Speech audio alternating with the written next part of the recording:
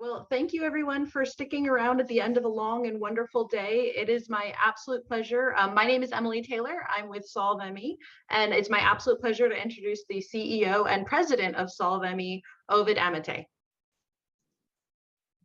Thank you very much, Emily. And first of all, thank you for the organizers for having us be added to this incredibly important scientific and medical meeting.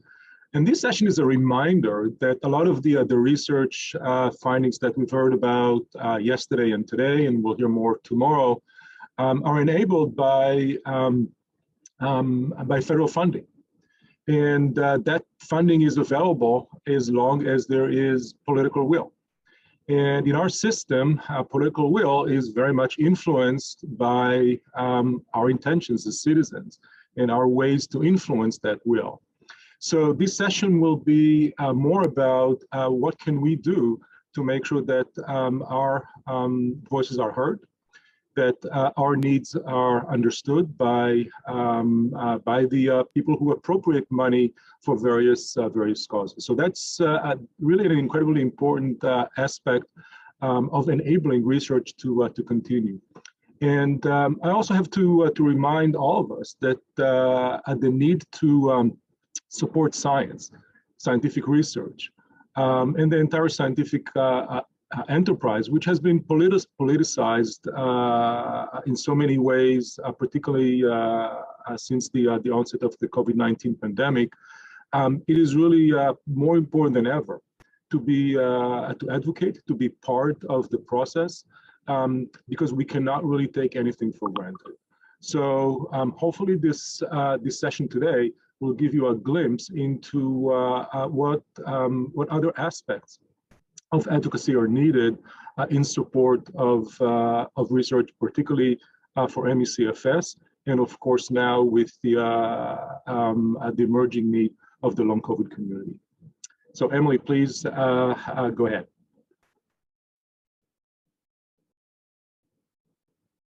You're mute. I'm on mute. I'm sorry. There we are. So just a little bit about our federal affairs team that's joining us today. We have two parts of our panel. The first is a summary of the federal affairs space with our great friend and partner, Shea McCarthy, who's the Senior Vice President at Thorn Partners in Washington, D.C. And then I will take over the microphone for a little bit to give you a little bit more detailed summary of the specific SolveME legislation and activities that have ME/CFS directly involved, a straight shot of ME/CFS federal advocacy. And then we'll have the last part of our panel will be a really great interactive conversation with two patient leaders. So with that, it is my pleasure to introduce Shea McCarthy, Senior Vice President of Thorn Partners.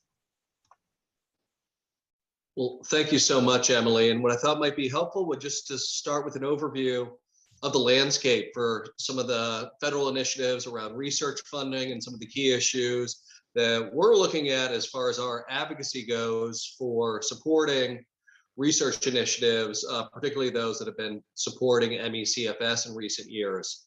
Just to really level set, I think it's important to note that the atmosphere, generally speaking, for medical research has been relatively positive and on a very bipartisan basis in Washington on recent years.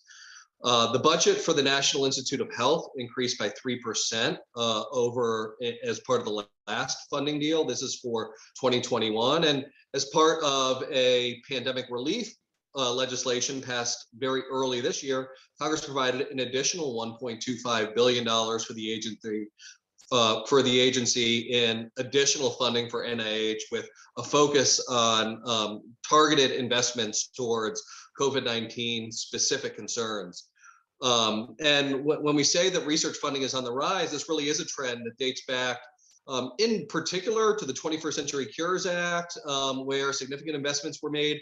But over the last 6 years in a row, the budget for NIH has increased by at least $1 billion a year. And we think that this is a positive trend, one that we see continuing, and based on our conversations with policymakers in Washington, is a trend that is shared in a bipartisan way. And it's been interesting, particularly with healthcare being such a consensus issue, and I work on this on a day-to-day basis with lawmakers on the Republican and Democratic side. With so many areas of friction on healthcare, research funding in particular seems to be an area of consensus, and oftentimes I see that our advocacy around research funding has met receptively, and I think that that's been evident in the fact that for 6 consecutive years we've seen increases in NIH funding. That trend looks very likely to continue again in 2022. Just for some context, while it's still early in the process for setting appropriations or spending levels for the 2022 fiscal year, Congress is probably unlikely to meet their deadline of September 30th to create a full year spending appropriation for NIH.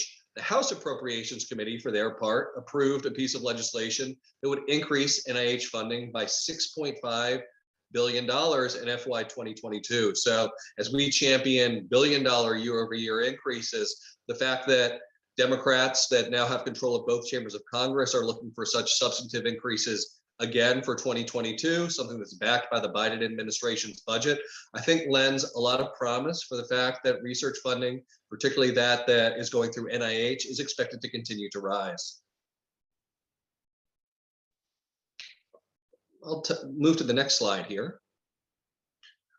I mentioned the 21st Century Cures Act. This was a landmark piece of legislation that passed towards the end of 2016 that, while modernizing many aspects of medicine across CMS, FDA, I think the investments in NIH were among the most substantive that were made in 21st Century Cures. And again, the lead champions of that piece of legislation, that landmark 2016 bill, Diana DeGette, a Democrat from Colorado, and Fred Upton, a Republican from Michigan, are each considering and recently released a discussion draft for legislation that would make further investments and further modernize key elements of the public health infrastructure.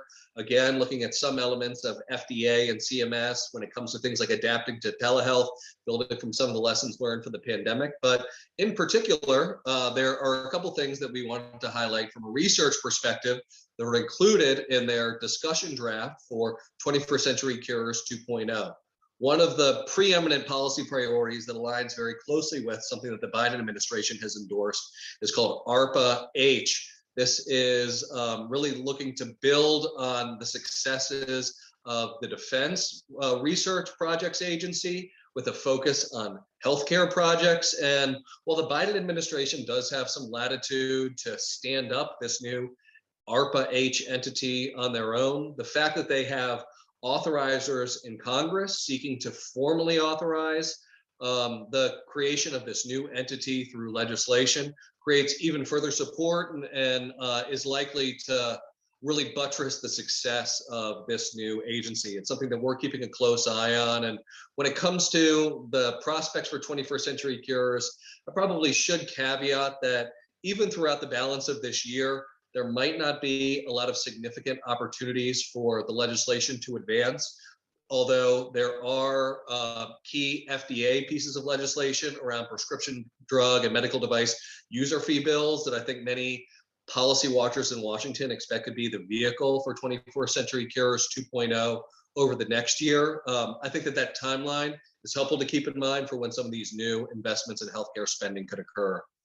When it comes to long COVID specifically, that's something else that was addressed in the Cures 2.0 discussion draft. In particular, the legislation directs HHS to conduct a national survey of long COVID patients to determine what type of healthcare coverage they have.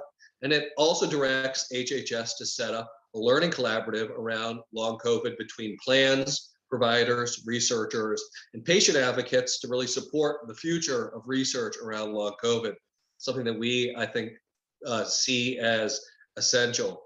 For those of you that are interested in the clinical trials space, I just wanted to also point out a couple specific provisions in this 21st Century Cures 2.0 discussion draft that has been released. There are a number of provisions focused on things like real-world evidence, improving diversity in clinical trials, allowing Medicare to cover the cost of funding under the Patient-Centered Outcomes Research Institute, or PCORI, There is some grant funding for novel clinical trial designs. All of this we think are critical provisions. And I think as far as key vehicles that could potentially be advancing through Congress over the course of the next year or so, with a specific focus of changing the landscape for medical research, I would keep a close eye on 21st Century Cures 2.0. Congressman DeGette and Congressman Upton have really built a track record for success. While most of the activity in Washington occurs very top down, by that I mean leadership and committees of jurisdiction in Congress being the main arbiters of legislation, a very committee-driven and centralized approach.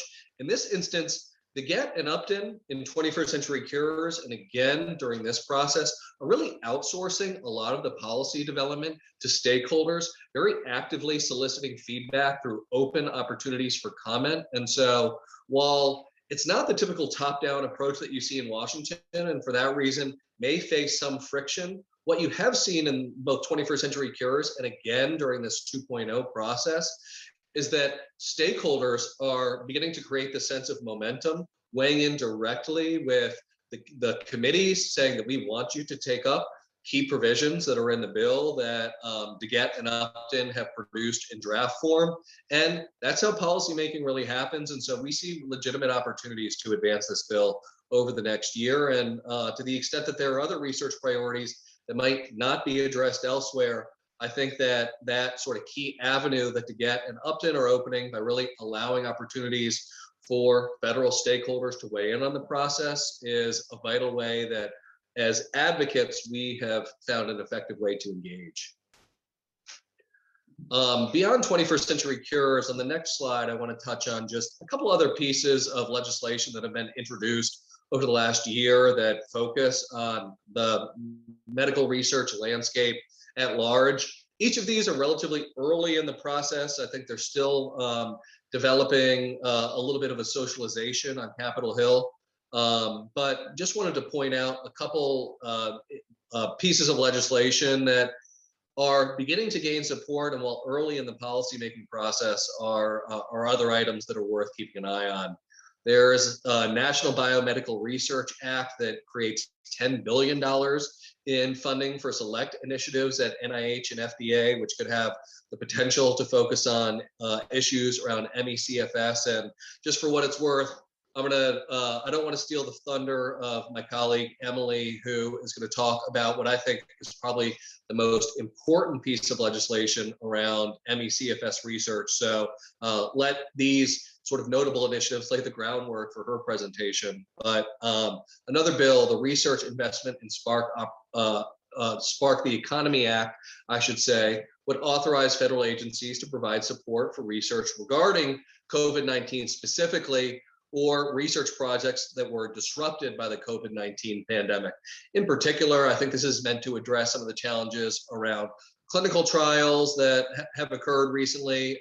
There are some specific provisions in that bill that would focus on diversity in clinical trials, but something that we're hearing a lot of conversations around in Washington, particularly the focus of the current Democratic administration to focus on rural and underserved communities, minority populations that might have historically been underrepresented in clinical trials.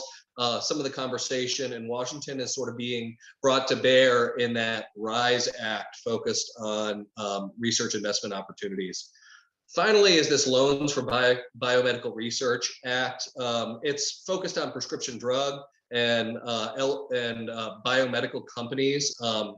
But just another bill that was introduced over the last couple months. We've seen a handful of co-sponsors for that bill in recent weeks that demonstrates a little bit of momentum for this additional piece of legislation focused on biomedical research. So we want to give you a sense for the landscape here. In particular, we've been focused on a piece of legislation around MECFS research funding and continuing medical education initiatives specifically. So again, Emily will touch on that in a moment here. The last thing that I wanted to touch on this last slide is some of the momentum that has been specific to long COVID research. This may be a little bit outside of the legislative branch, but things that we're actually seeing pushed into action in recent months and years.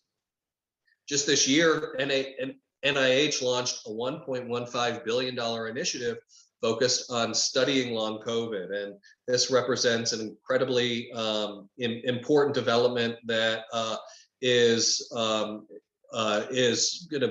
particularly focused. It was just announced in February of this year. This is separate from NIH's infrastructure awards to support research on post-COVID conditions that was made in June of this year. Over the last several months, NIH has made some awards to focus on research efforts and clinical trials to improve the understanding of long COVID, which, as I understand, the focus of this conference has been heavily focused on, and several more awards will be coming out from this funding stream from NIH focused on post-COVID conditions, including MECFS. Finally, as part of the peer-reviewed medical research program through defense appropriations, just last year, MECFS was made as an eligible topic area. This program received $350 million in FY 2020, and for the first time, we saw 2 applications that were funded over $500,000 in research for MECFS dedicated funding. So while relatively modest in the scope of the research initiatives that are happening at the federal level at large, we've been fighting for years to find direct recognition for the value of MECFS and research funding that is really focused on this somewhat under-recognized disease. And the fact that it was directly recognized as part of this peer-reviewed medical research program and for the first time funded sends a pretty important signal that we're taking steps in the right direction. So Emily, I've been teasing your presentation for my entire segment. I'm looking forward to turning it over to you to touch in a little more detail around some of the successes and legislation that's been recently introduced. Absolutely. Thank you so much, Shea. That was a great presentation. I think you really hit the highlights of where biomedical research is finding its home and its footing in the congressional sessions this year. So I'm just going to highlight a little bit about what our role as the SolveME and Long COVID Alliance advocacy teams in these efforts that you saw that have been building and evolving over the course of a really complex pandemic. So that $1.5 billion that Shea highlighted, we were part of the team that made those requests. We asked for actually a more modest sum, but we're thrilled to see that our language specifically around rapidly accelerating diagnostics, there's $100 million specifically for that purpose, was highlighted. Also, some of members of the Long COVID Alliance have been meeting with Biden task force teams about the issues around disability access for long COVID, since there's no actual law because it's a new area, and so there's no protections because they haven't been written. So you may have heard the news from the executive orders that Biden's team announced to fill some of those back gaps. Our teams were part of those conversations. We've been working on 2 additional pieces of legislation, but the one I'm going to really focus on is a COVID-19 Longhaulers Act. This is the one that is has been co-written and sponsored by SolveME and the Long COVID Alliance. A great partnership there with Congressman Breyer and Bergman, who are the introducers there. And I'm going to really dig into that item. And of course, I don't want to leave out the appropriations process that that Shea highlighted, not just the CDMRP, but we had some amazing language in the House version that passed this year, specifically conflated or drawing the connection between MECFS and long COVID and directing the NIH to include MECFS in their long COVID research, which is amazing. And as you see, there's some big money moving around in those areas. So I'm just going to highlight 3 policy areas, and then I'm going to do a deep dive into one of them. So these are sort of the 3 big rocks, to borrow, as Oved would say, that we've been filling our baskets with in the advocacy team space. The first is the one that I'm going to really focus on today, HR 2754, which is the COVID-19 Longhaulers Act. This is our baby, if you will, our prized possession. And when we talk about those vehicles that Shea was discussing, all of those big pieces of legislation with big packages moving, ours is one of the smaller ones that we hope to get swept up by one of those vehicles. attached to one of those vehicles as it passes. So that's what you may have noticed recently in a lot of the partisan politics of the last few years, that you don't see bills passed by themselves anymore. Everything gets packaged and put together in big agreement packages, simply because there's not enough bipartisan support to get the little stuff passed anymore. So it's why we're really targeting, and what we really are hoping for will be the future of the COVID-19 Longhaulers Act. The other two items I just want to mention quickly is H4292, which is also known as S2307. That's the H is the House and the S is the Senate version. Same bill in both chambers. That's the Centers of Excellence Act and Pandemic Response and Centers of Excellence Act. This bill we're very excited about would fund centers of excellence across the country to the tune of $860 million.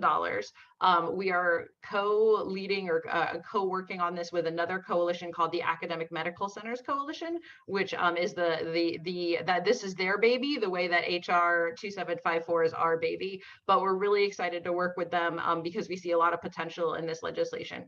And last but not least, as we mentioned multiple times, the appropriation cycle this year, we've been successful in the past. We hope for more success this year. That language that I mentioned, directing the Office of the Director of NIH to include MECFS in long COVID research, is definitely our biggest victory in this area. But you can see outlined there a few other items that are interesting. One item I'd like to draw everyone's attention to regarding appropriations for next year is that we have a request currently pending in the Senate to triple the level of funding at the CDC, the chronic fatigue syndrome or MECFS program. That request did not pass the House, but is still pending in the Senate. So fingers crossed, we might be seeing hopefully some big increases to that program next year.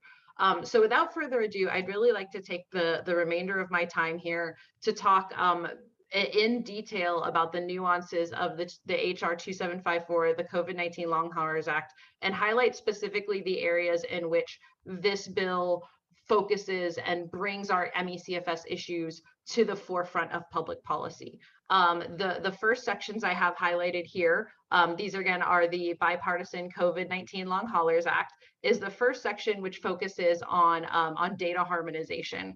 As you can see here, I've highlighted a couple of pieces of the bill. These are elements that we wrote in with the intention of ensuring MECFS's inclusion in this future research. So the first is related to that PCORI, the Patient-Centered Outcomes Research Institute, which we would like to see develop a patient registry and biobank, or actually I should say synergize or harmonize the patient registries and biobanks from all of the different groups that are currently working on post-viral illnesses, MECFS, long COVID, dysautonomia and POTS, mast cell activation. All of these folks have their own little data silos that are unfortunately sitting in those silos and not working together to find answers for the common elements between these diseases. So that's what we'd like to see this bill. And as you can see, we've written in here a survey of existing patient registries, including individuals experiencing post-acute sequelae of COVID-19, which would include the You and Me registry and others like it working on MECFS. Obviously, the second part I'll highlight here on the right side, comorbidities related to post-viral illness overlapping with PASC.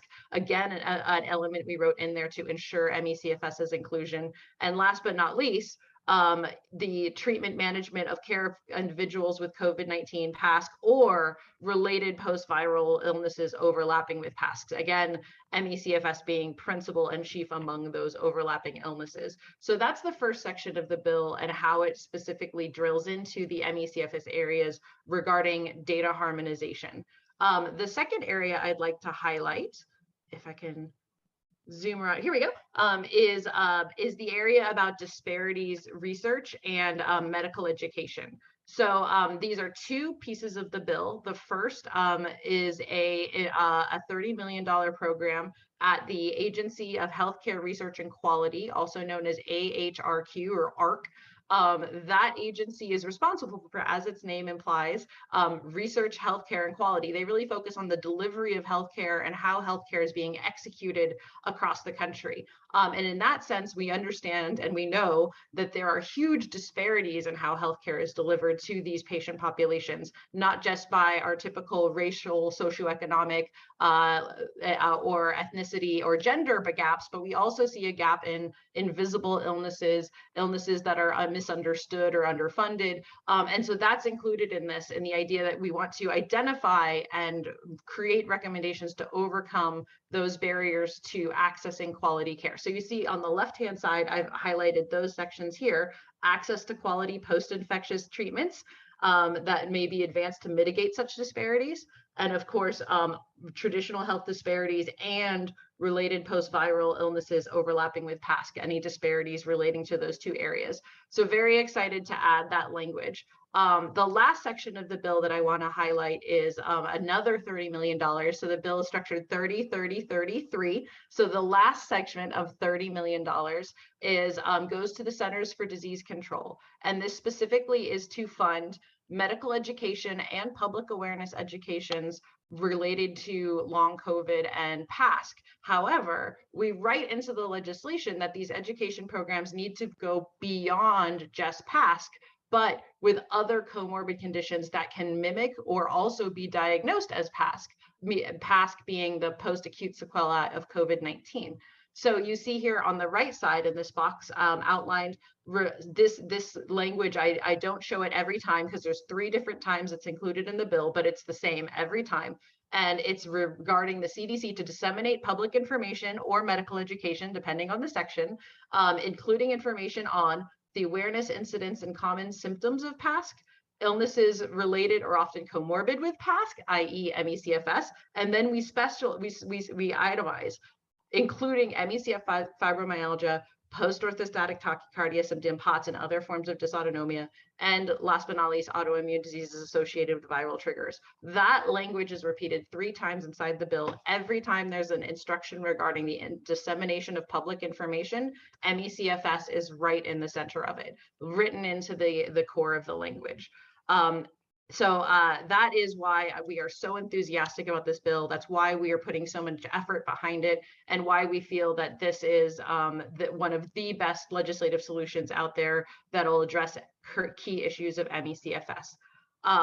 Last but not least, I saved a little bit of time for just sharing the language regarding that I mentioned earlier for the committee report language related to the Labor, Health, and Human Services Education Funding, which is LHHS, affectionately known by us in the side of the Beltway.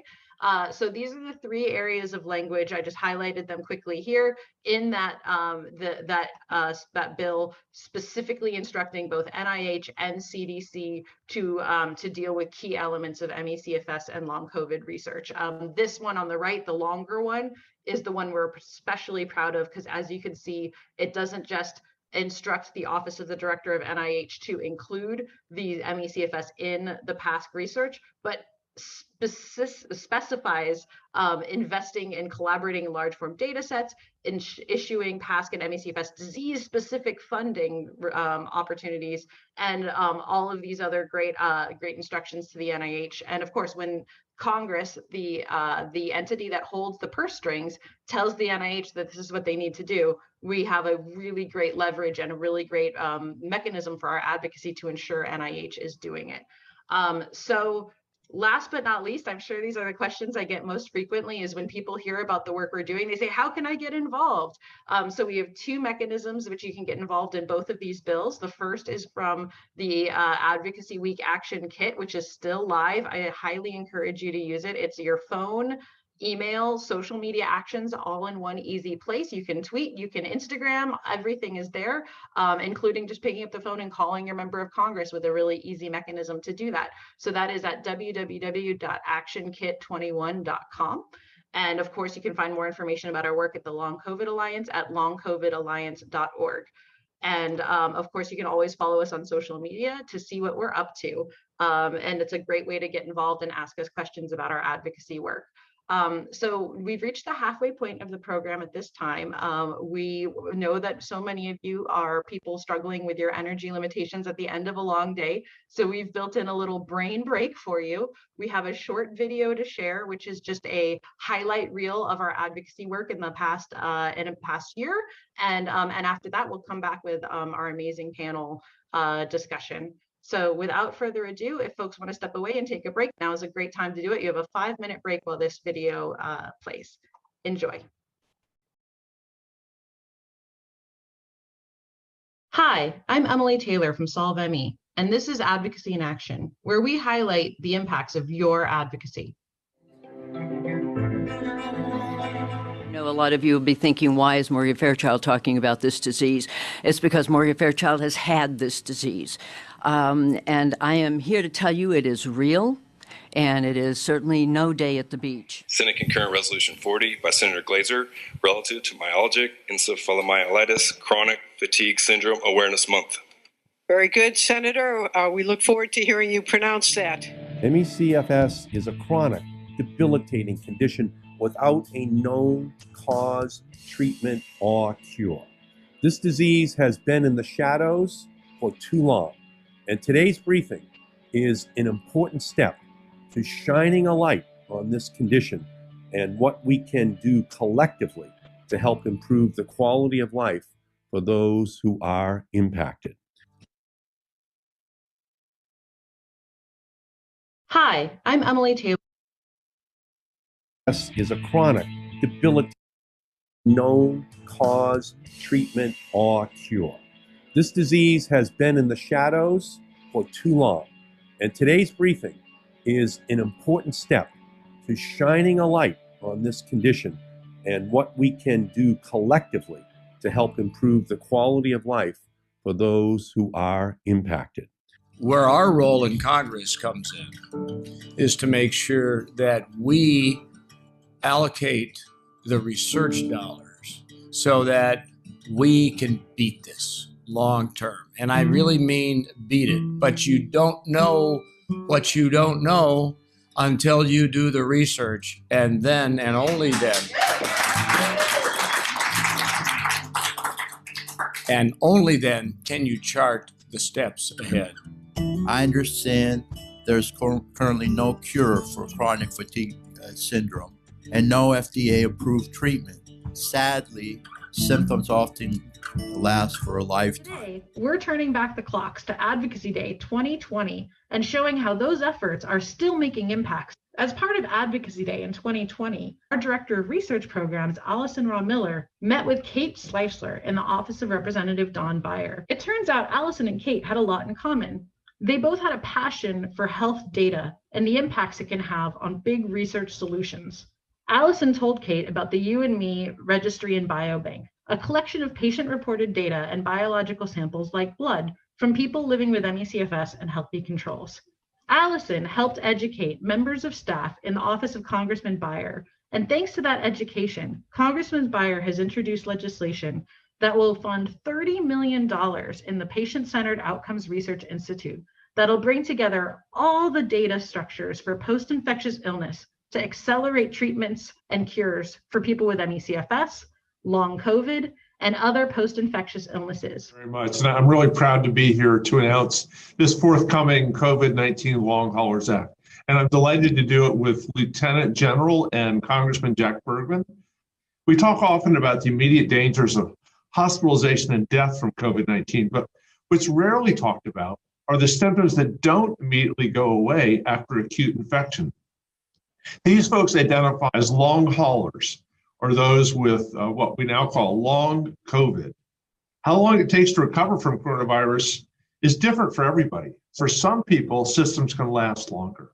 The chances of having long-term symptoms does not seem to be linked to how badly you feel when you first get it. Some people have very mild symptoms at first, can still have long-term problems. The problem that long COVID presents is an extreme threat to our ability to fully recover from this pandemic. In combination with the NIH research funding, we have already signed into law the COVID-19 Longhaulers Act will give us the tools that we need to understand, identify, and treat the long-term symptoms of COVID-19. I'm proud to help introduce this bill, and I'm thankful for the work of all the advocates at the Long COVID Alliance and Solve ME, all that they have done in bringing this issue to the forefront here in the 117th Congress. Your advocacy resulted in questions live on Capitol Hill. Many Americans who've had COVID will have continuing symptoms. I have these weird neurological symptoms a year later. They're not debilitating, they're not painful, but they're weird and they're 24/7. Say this is real. This is not imaginary. These are people whose symptoms are real. And as you mentioned, it's really variable. Different studies say anywhere from 25 to over the 35, 40% of individuals have prolongation of symptoms that measure not only in weeks, but in months. We know about 30% of all COVID patients really continue to suffer from some form of ill-defined symptoms, prolonged fatigue, brain fog, as some people are calling that. It may render folks unable to go to work. It puts them at risk for continued social isolation. We've heard reports about people, Americans across this country, suffering from COVID-19 for many, many months. My own niece, formerly a world-class ski racer, she was on the United States ski team. I'm so proud of her. She became sick with COVID last April and continues to this day, almost a year later, to have trouble with the simplest of daily activities. And that's been your advocacy in action.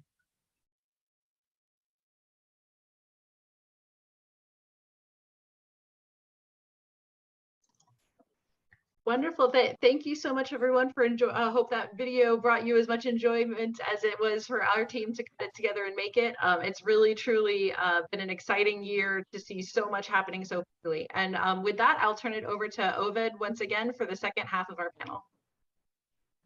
Thank you very much, Emily. And it is really my honor to introduce to you incredible advocates. And I think, the first part of the day, we focused on some of the similarities and potential connections between MECFS and long COVID. It is my personal belief that research on both of these conditions would help us to address the broader community.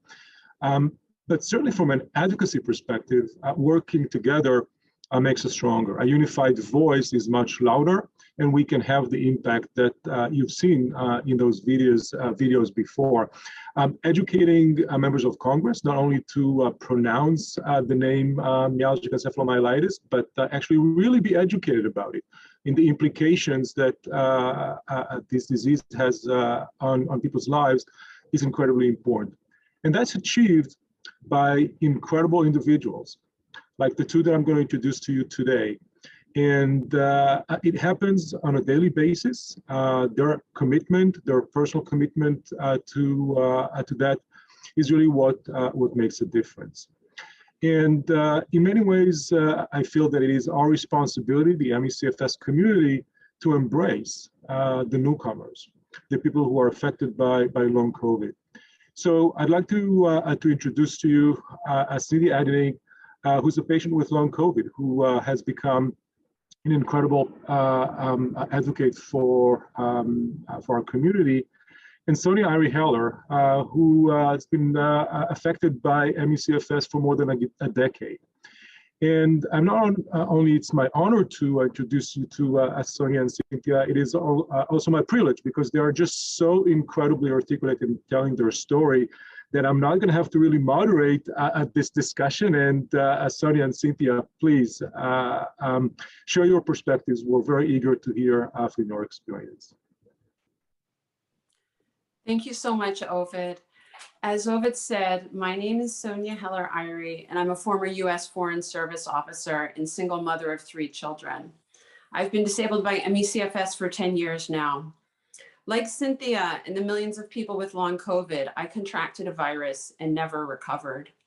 I'll tell you a little bit about my story, and then I'll let Cynthia tell you about her, and then we can ask a few questions of each other so you can learn more about some of the advocacy that we've been doing. Before developing MECFS, I was at the peak of health. I was extremely active with no pre-existing conditions and loving life. I was truly working my dream job. My career was skyrocketing. However, in April of 2011, I was one of several US Embassy employees who contracted mononucleosis. The men who caught it got better. The women never recovered. Within months, I was like a patient in a coma, unable to walk, speak, or even eat without help. I spent the next several years devastated and in bed while other people raised my children, friends disappeared, and life passed me by. Fortunately, I was eventually able to find doctors who helped me identify treatments to get to where you see me today. But I knew that most others with ME/CFS weren't so lucky. So as soon as I could occasionally get on my phone, I started using the experience and knowledge that I'd gained as a Foreign Service officer to reach out to government leaders and to advocate for myself and for others with ME/CFS. This led to some wonderful partnerships, including with Solve ME, ME Action, Mass ME, and with other advocates. Together, we accomplished some truly groundbreaking pieces of legislation, such as the annual ME/CFS resolutions, the Understanding COVID-19 Subsets and ME/CFS Act, and as Emily told you, the COVID-19 Longhaulers Act, which is truly an amazing piece of legislation. I am so honored to have been part of those important actions, despite all my limitations. When people ask me why I do congressional advocacy, I tell them that it's the most important activity that we patients and allies can pursue after our health. We've been encouraging the NIH to do more for decades, and we've worked with the CDC to try to move the needle. However, as Emily was telling you about all the exciting actions that have been going on with Congress, Congress has the power to tell the agencies what to do. Congress can allocate funding directly to ME/CFS, as they have with long COVID and other diseases.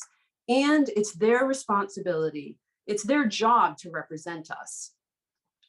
And now the legislation that Emily just told you about, thanks to all of our advocacy, can finally make a lot of our dreams come true in terms of research. Advocacy is also incredibly fun and rewarding.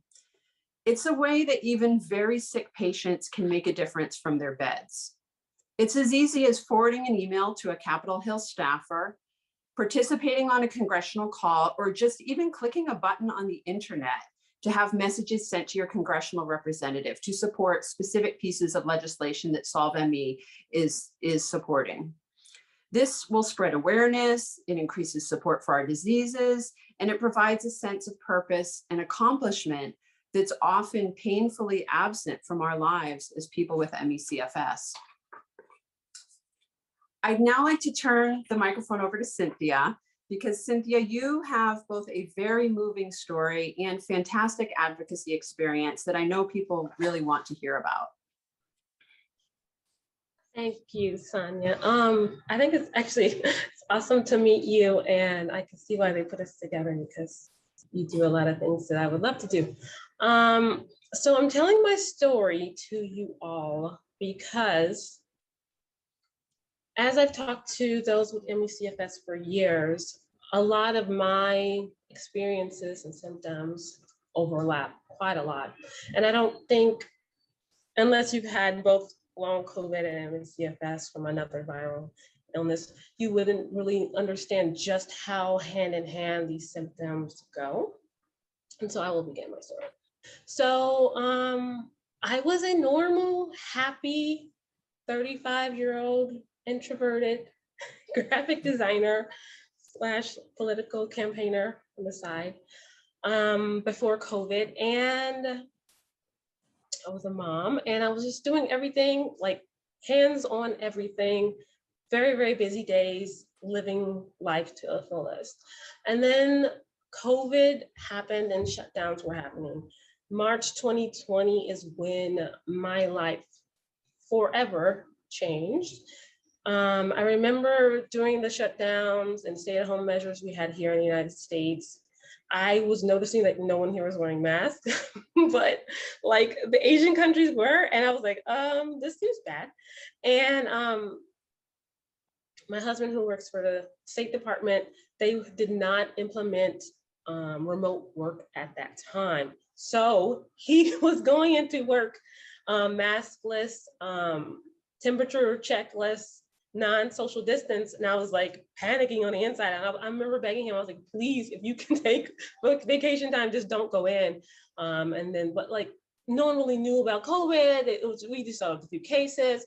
So he just thought it was fine to go in. And then a couple of days later, our entire family was sick, and I knew it was COVID. Even though I've never had traditional COVID symptoms, I never had had a cough, never had high fever. I had symptoms like runny nose, low-grade fever, fatigue, but our entire family had those issues at the same time, and we just never were sick at the same time. It just had to be COVID. I just knew, even though it wasn't traditional COVID symptoms, that it was COVID. And so we requested to be tested and were denied because at that time, testing was very, very strict. None of us had a cough, none of us had a fever. Those are the requirements for getting tested. None of us had traveled out of the country. So we were denied testing. Thankfully, it was very mild sickness. After like a couple days, we were fine. I had like what felt like a stomach ache for on and off, but that's really basically it. Fast forward to May 10th, 2020, Mother's Day.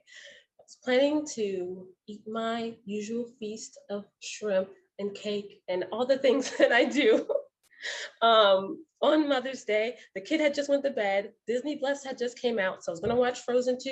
I was gonna have like the best introverted, nerdy Mother's Day ever during a pandemic. And I went to go eat a bite of the shrimp and my throat felt weird and my jaw felt weird. And I was like, oh, maybe it's just a bad batch or weird.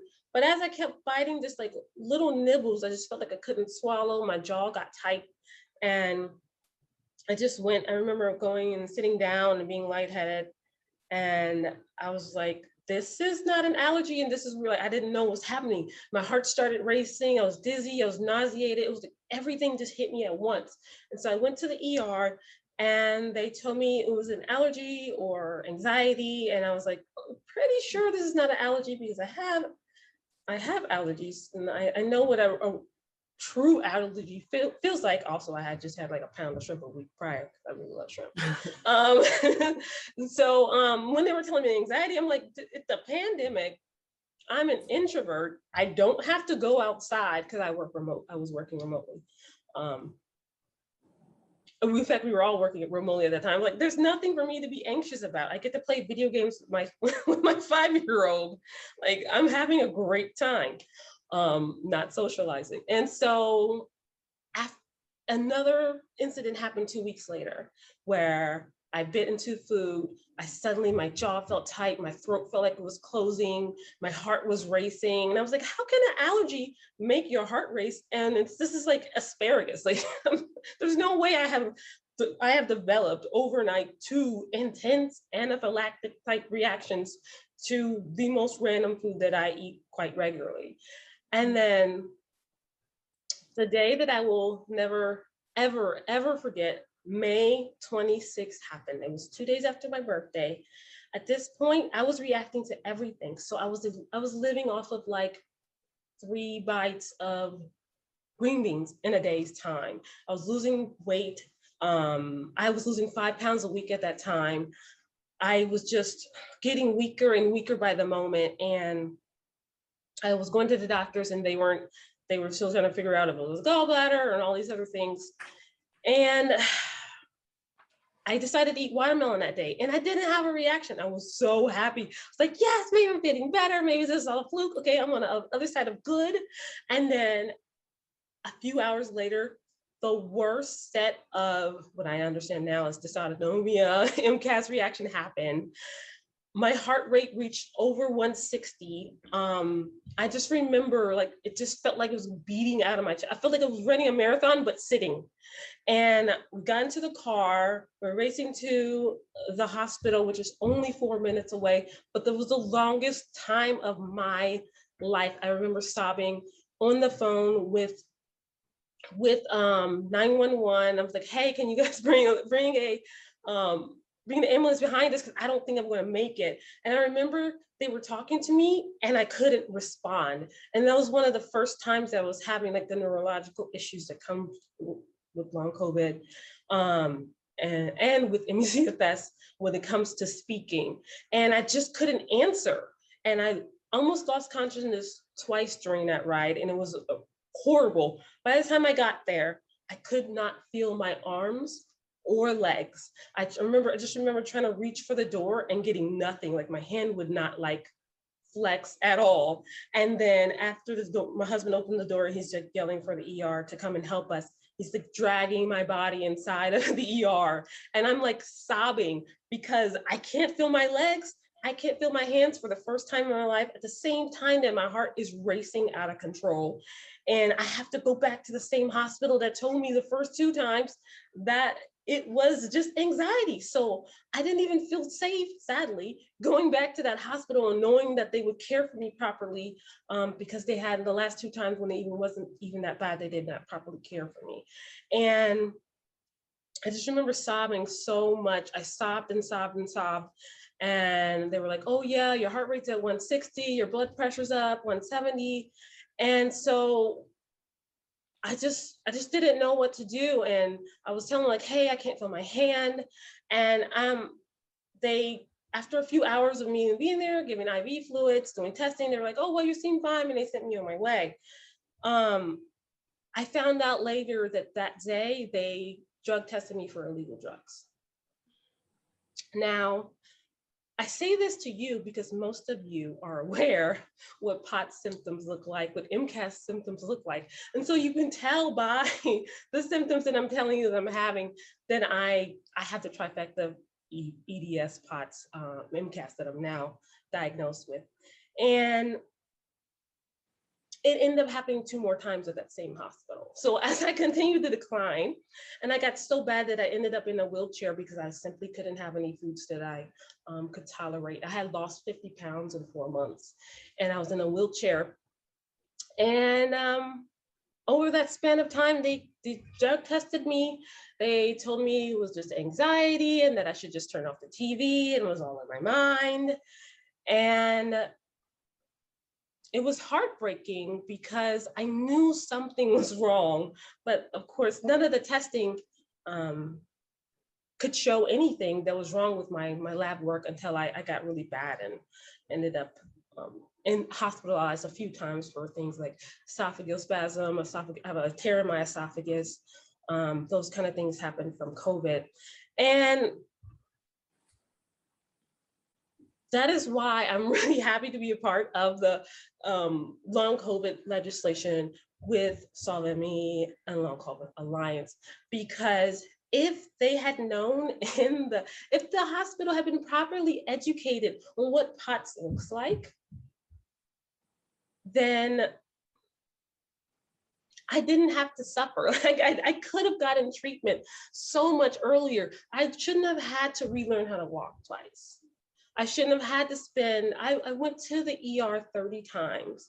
I was admitted to the hospital 5 times for a total of 30 days. Sometimes I was been like five or plus days in the hospital on IVs because they couldn't figure out why my heart was racing, even though if I was sitting still, my heart would be fine. And as soon as I moved, my posture, my heart rate would go up like 40. We know that's POTS. And so it shouldn't have taken 6 months and then me prodding. Like I had, at some point, people in the dysautonomia community, IACFS community, reached out to me and said, hey, you sound a lot like us. We're pretty sure you have POTS. You sound like you are having post-exertion malaise triggers for when you're walking around the house doing things with your child. You're gonna want to rest. And it was through that community alone that I attribute me being here today, walking. I haven't been in the ER in about a month. Those advocates like Rivka Solomon and Wilhelmina Jenkins really walked me through what ME/CFS looks like. They told me, hey, I have intermittent paralysis all the time. This is what you do. Hey, I have food sensitivities. Hey, I have chemical sensitivities, which no one was telling me about. And they really increased my quality of life. And if we had the kind of education for both the patients and the doctors, so many people wouldn't suffer to the point of losing their ability to walk, not being able to take care of their child. And Cynthia, it didn't have to be this way. I think your story is absolutely magnetizing, and I'm sorry to stop you right there, Yeah. but I just wanted to ask you, I just can't help wondering, what did it feel like when you were telling this story over and over and over again? Because it's so powerful and so emotional. And I'm sure when you told it in Congress to those staffers and representatives, they were just completely stunned. And I'm curious to hear how that went. Yeah, it's an interesting experience. I sometimes feel kind of like detached from the reality. Like it was only when I recently started looking at all my hospital, like I have the soundness of mind to go back and look at my hospitalization records and some of the things that that was happening to my body that I never knew about. And I was like, wow, I almost died. Like I could have died. I could be permanently disabled by the incorrect information that was being told to me in the hospitals. Sometimes I sit with it and it hurts. It hurts a lot because I know even though I didn't, some did that didn't have to. And so I feel a sense of responsibility to those that we lost unnecessarily to do this. And yes, most people are very taken aback about my story and some of the things that happened to me in the hospital. Like I had a nurse that intentionally hurt me. She intentionally hurt me during the IV process of potassium in my arm, and wanted to make it as painful as a process for me because she did not believe there was something actually wrong with me. I am so sorry.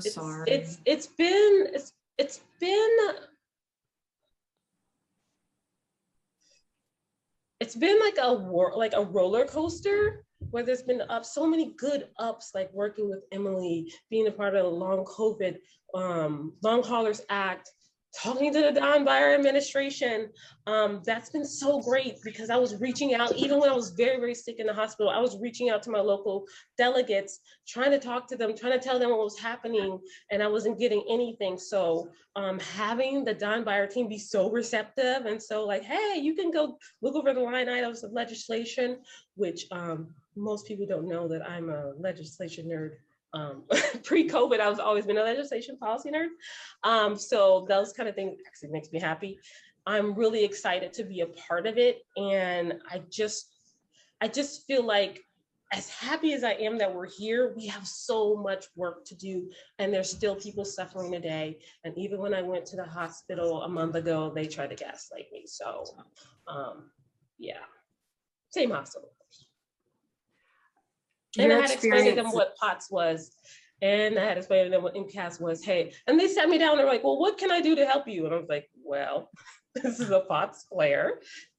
This is what comes with it. I just need some rebalance my electrolytes. Maybe give me a beta blocker. I'm also having issues with my MCAS and a Benadryl. So like, I'm still having to walk them through how to treat me, and it's like."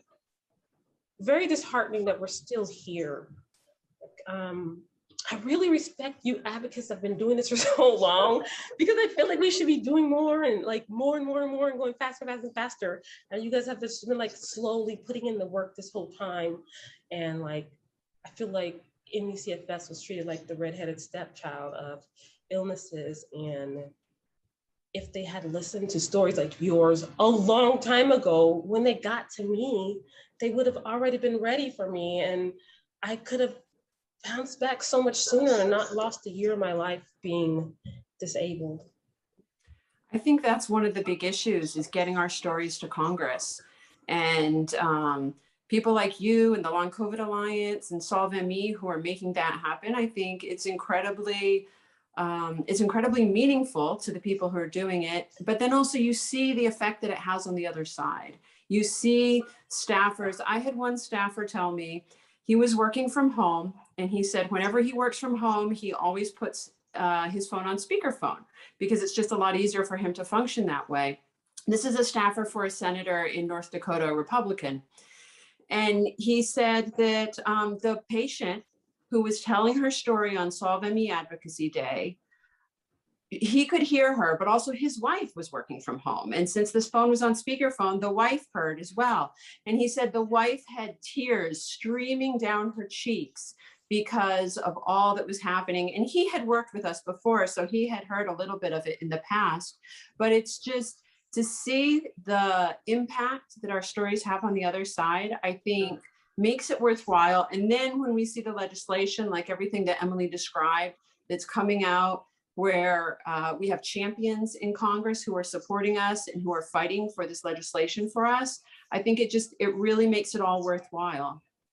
And I'm so happy that like the added things were so important. Like when the bill was originally there, I didn't see anything about MCAS or EDS or MECFS.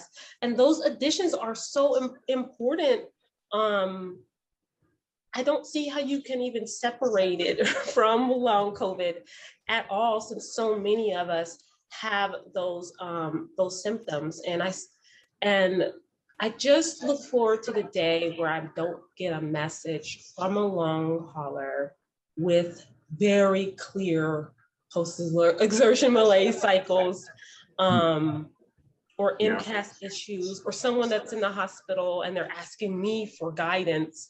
I love that we had they added protocols to the long hauler legislation that we were a part of. The protocols are so important when it comes to giving us care all over the country.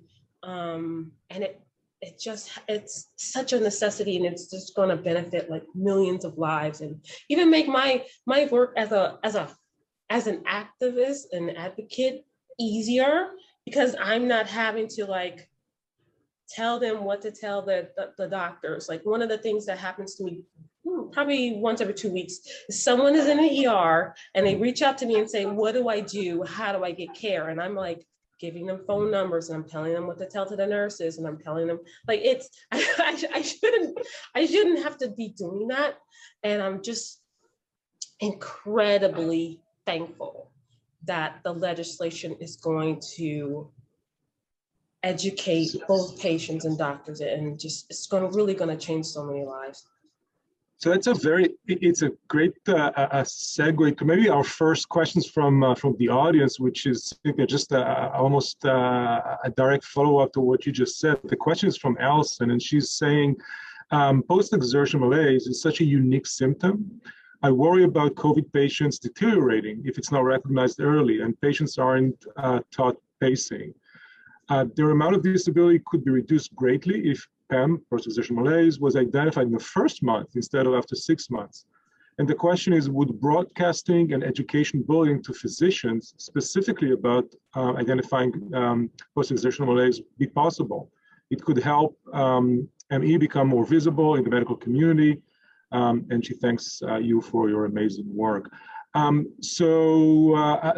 Maybe just to connect it to some of the legislative activity, certainly the Longhaulers Act with the funding directed to the CDC to do that, I think would go a long way to address this issue. This is it's a field-wide problem.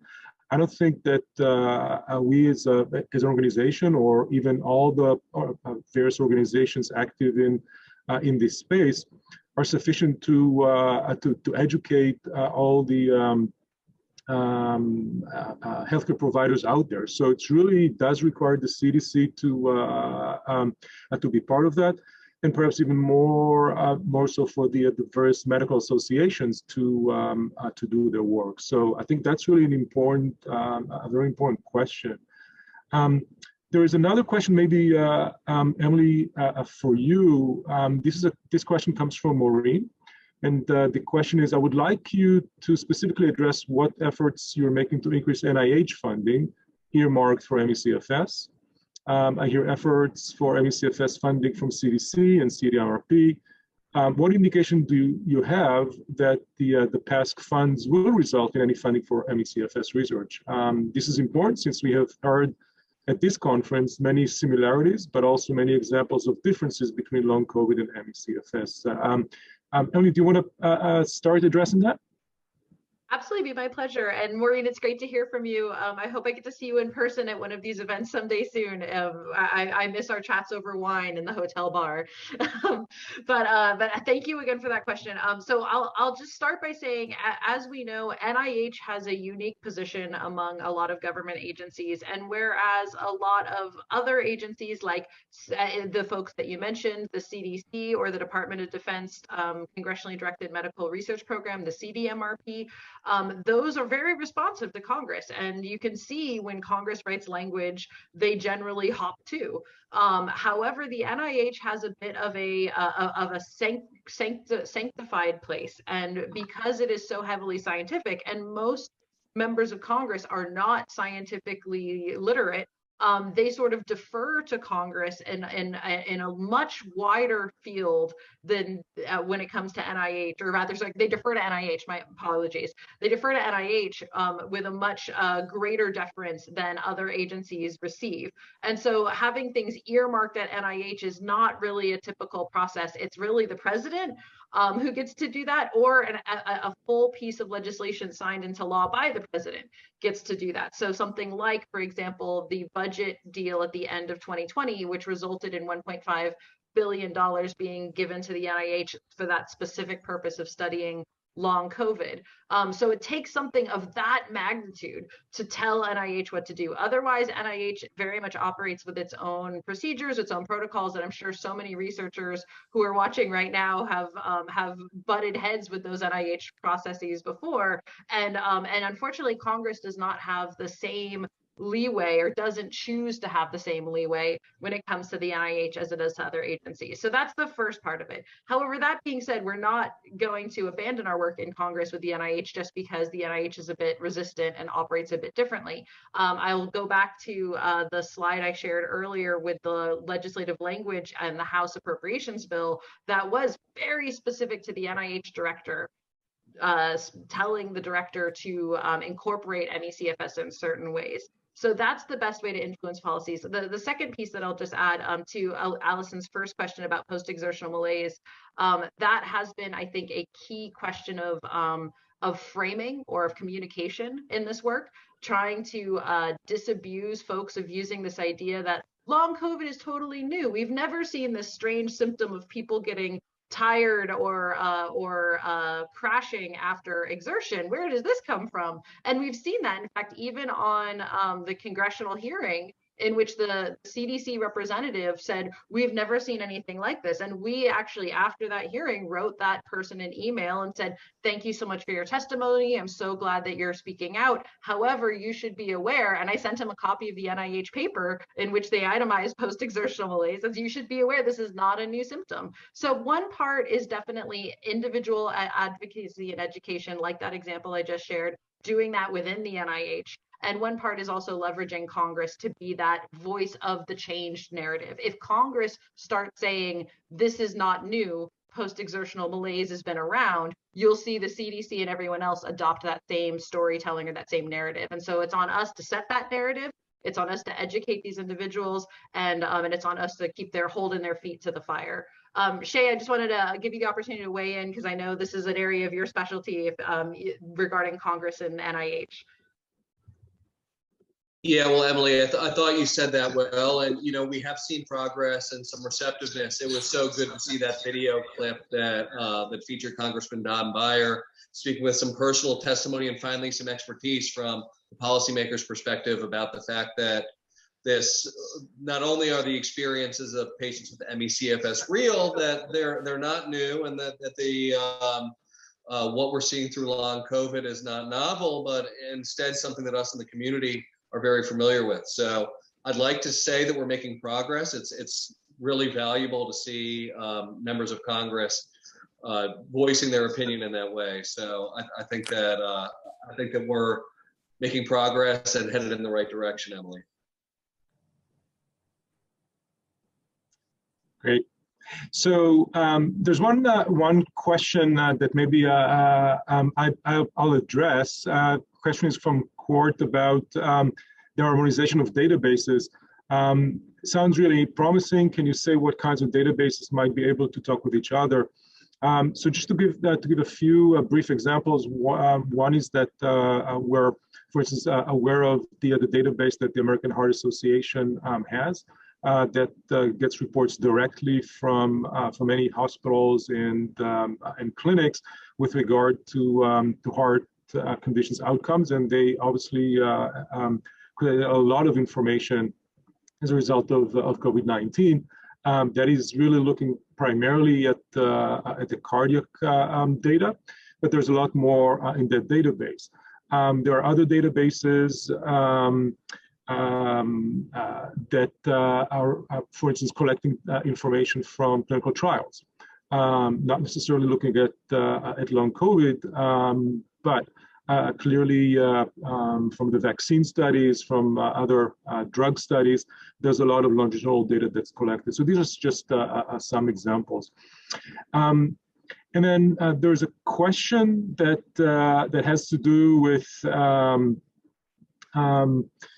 some of the recent, maybe I'll kind of connect two questions that have to do with what are the barriers to fund biomedical research here in the U.S.? The question refers to some of the controversies in Europe and in the UK related to the categorization of ME as a psychosomatic disease, and does that also happen in the U.S.? And maybe Cynthia and Sonya, you can address some of that. Do you feel that this label, the stigma that the disease has, do you feel that it has impact both at the clinical care level as well as at the funding level? Absolutely. We hear stories all the time from patients who are dismissed by doctors or other medical providers. And it's happening with long COVID also. We see on Twitter and on social media, there's battles back and forth. There's been articles in the Wall Street Journal and other papers where people are hypothesizing that these diseases are all completely psychological. And I think the issue is that not only does that cause problems for patients in terms of emotional and trauma type responses, but also then they're not getting the medical care that they need. And so I'll let you answer on your part, Cynthia, but I think that this is something that this new legislation that we've talked about that's going to target medical education across the board for these diseases. I think it's critically important in order to provide good clinical care for patients. Yeah, it's a big problem still with long COVID. And a lot of us that went into activism and advocacy, we hoped that being so out front would change a lot of people's perspectives, but it really hasn't budged enough because we are still experiencing that sort of dismissive, this is all anxiety ridden even today. So my last hospital visit, the doctor barely talked to me. She just, I spent maybe 2 minutes with her, even though I needed a lot more time. Another one of my friend who was on a CBS special for long COVID, like a week later, she landed in the ER and they decided to drug test her again and send her away, even though she was in a whole bunch of pain. So yeah, I feel like because long COVID and talking about anxiety and why this isn't anxiety, being in the media is giving a lot of people a false sense of security that we aren't still being dismissed by hospitals, doctors, specialists, and we continue even present day to experience that. So when other information comes out that supports that really sets us back, the hard work we've done to like even get treatment. It takes me several tries of seeing specialists just to get the one that listens to me and believes me when I know all my symptoms even now. So it's still quite a problem. Thank you. So, Emily, I think we're getting to close to the end of our time. So before I hand it back to you to close the session, I wanted to share one thought that became very clear to me as I was listening to the early part of the day in our session now, which is that advocacy, very much like scientific research, involves a lot of hard work that happens on a daily basis with many attempts that fail. And that is the small successes that keep us moving forward. And as much in research as it is in advocacy, ultimately you're looking for something that is published, and whether it's a peer-reviewed article or a piece of legislation that is finally voted on and enacted into a law that ultimately touches people's lives. And that's how research and advocacy really make a difference. So I really wanted to thank, first of all, Cynthia and Sonya for joining us today. And Emily, I'll get it back to you to close this panel. Thank you so much, Oved, and allow me to echo your thanks to both Cynthia and Sonya and Shea. Thank you so much for joining us on this amazing panel, and thank you IACFS ME, all of your amazing organizers, James and Lily especially. Thank you so much for having us. Solve ME is a proud sponsor of the IACFS ME conference, along with our sibling project, the You and Me Patient Registry, which is also joined in sponsoring 2 amazing scientific papers with the fresh data look out of those projects. If you haven't had to take a look yet, please take a look at the poster session, and you'll see 2 posters there from the You and Me Patient Registry. And with that, I just wanted to say, with our deepest gratitude to all of the researchers out there who are moving this field forward. We couldn't do what we do in the advocacy space without your great work. We are here to support you, and thank you all so much to everyone for bringing all of these stories, both patient, scientific, and advocacy to the forefront, because this is how we get answers, and hopefully together we will solve this disease.